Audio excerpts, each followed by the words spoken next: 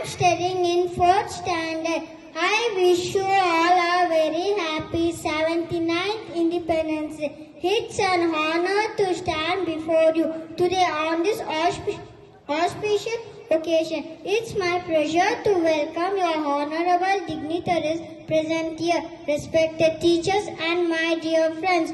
On this day we got freedom from British rule. On this day we remember all our freedom fighters.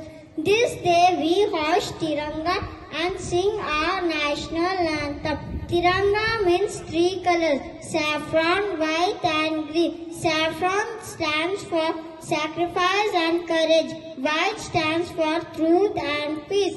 Green stands for prosperity. Ashoka Chakra has 24 spokes. On this day, our Prime Minister Narendra Modi hoisted our national flag in New Delhi, Red Fort. Our freedom fighters gave freedom for all our Indians. Independence Day is our national festival of our India. Our freedom fighters sacrificed their whole life for our country. I love my country and respect my country. Jai Hind, Jai Bharat. Thank you.